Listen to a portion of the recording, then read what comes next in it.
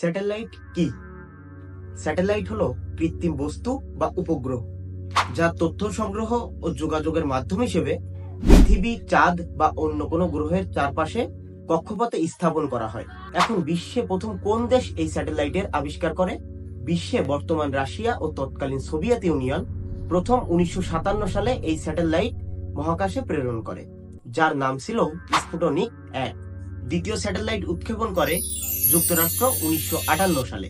সার্কভুক্ত দেশের মধ্যে প্রথম স্যাটেলাইট উৎক্ষেপণ করে ভারত 1975 সালে। এখন কথা হচ্ছে, বাংলাদেশের কি স্যাটেলাইট আছে? উত্তর হ্যাঁ। বাংলাদেশের একমাত্র স্যাটেলাইট বঙ্গবন্ধু স্যাটেলাইট, যেটি 2018 সালের 11 মে উৎক্ষেপণ করা হয়। স্যাটেলাইটের মালিক হিসেবে বিশ্বে বাংলাদেশের অবস্থান 57তম। স্যাটেলাইটের নাম শুনলে একটি খুব পরিচিত নাম সামনে আসে, সেটি হলো ইলন মাস্কের স্পেস এক্স কোম্পানির নাম। স্পেস এক্স হলো বিশ্বের সবচেয়ে বেশি স্যাটেলাইট মালিকানাধীন মহাকাশযান সংস্থা। আপনারা ইন্টারেস্টেড থাকলে স্পেস এক্স নিয়ে একটি বিস্তারিত ভিডিও বানাবো। এখন কথা হচ্ছে, স্যাটেলাইটের কাজ কি?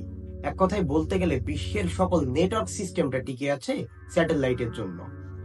যোগাযোগ, রিলে, সম্প্রচার, navigation system, global positioning system, আবহাওয়া পূর্বাভাস, বৈজ্ঞানিক গবেষণা, এক কথায় বলতে গেলে সবকিছুই স্যাটেলাইটের মাধ্যমে টিকে আছে। ধন্যবাদ সকলকে। আজকের মতো বিদায় নিচ্ছি। ক্রিয়েটর উৎসর সাথেই থাকুন।